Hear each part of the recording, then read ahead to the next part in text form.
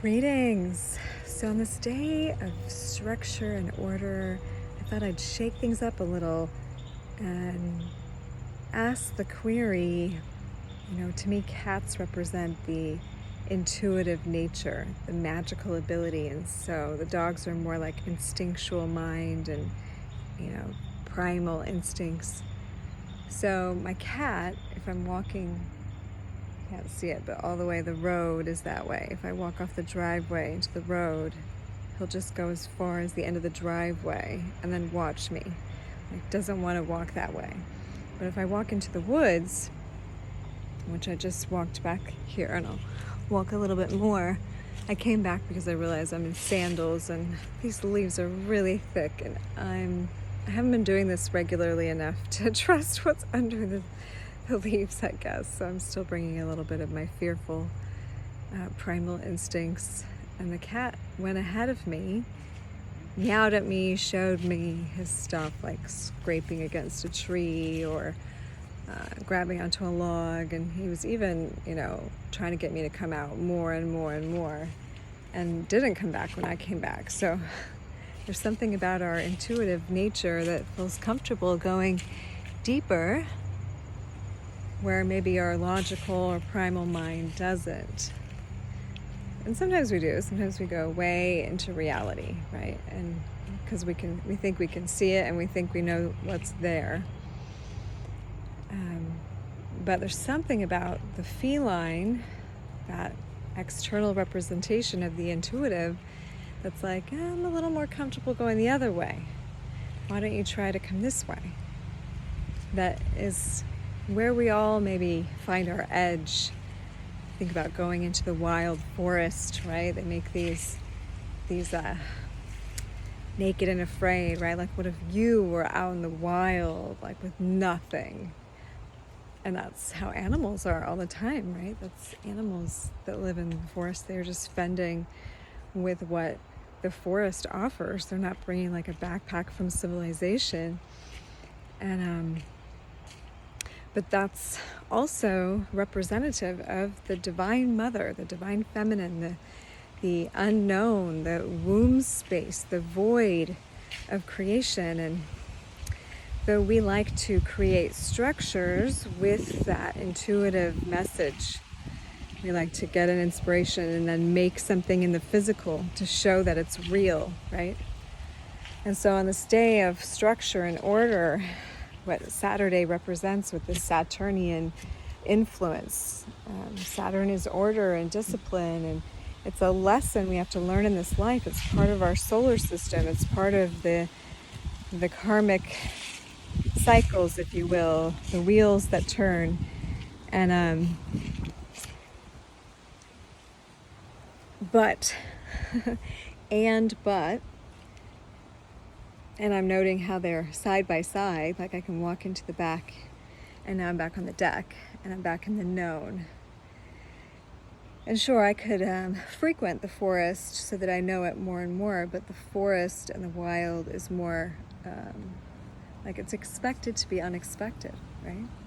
It's expected that there be some unknown wildish elements that make us take precautions, because we know, like, people can get lost in the wild. People can get lost out there. They can, and of course, here I'm behind some houses, so it'd be hard to get lost right here, but it's representing, smaller, like the beginning steps into a wildish environment. And the same is true of that part of us, that psychic mind, that intuitive mind, that empathic mind. Like, sometimes we can get lost in there, in that wildish nature.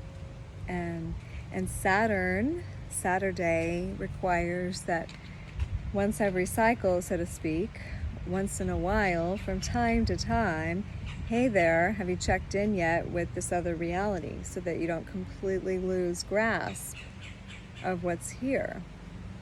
So Saturn Day,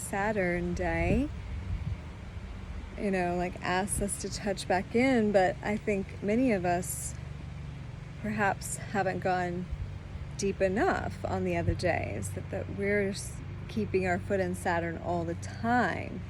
and we're relying on the structures and the organizations to keep us from flailing into the vastness, but therefore we also don't really find the mystery. We haven't really found a way to swim in the unknown and the mystery too much.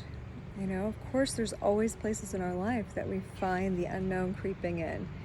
And then how many times do we quickly try to put known around it, And so it's an invitation, I guess, today coming through as we get closer to this next eclipse, because this is the second of 2 eclipses. So this is going to take us a little bit deeper into what we've just accessed. What wasn't working, what is working, what wants to go, what wants to come in. It was just peeking its way in. And it looked like some of you probably have noted that it's taken a big leap of faith recently to do whatever you did, to make whatever shift you knew you needed to make. There was some kind of leap of faith that you had to take. There's a spider web across my screen. Hi. And so now, in having taken that leap of faith, this order structure vibe today, just 3 days away from the eclipse, noting 3 days also away from a major election cycle in the US. So something is pending. Something has been taken a leap from, revealed, leaned in toward. It's going to get even a bigger leap, but it kind of depends on how much we're leaning back into the unknown right now, the mystery, the possibility, the great vastness, into faith, into love, into the unstructured greatness of the isness. And so I guess it's a real big request to intuitively go within deeply as you can, or walk in the woods deeply as you can. Go into the woods of mind and heart. Just open right now. Get unstructured for a moment about that. Once you make it through the eye of prayer or meditation, to open.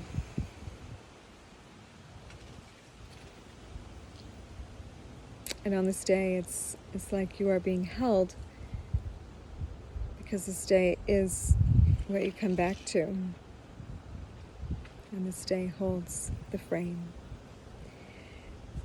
Okay, enjoy.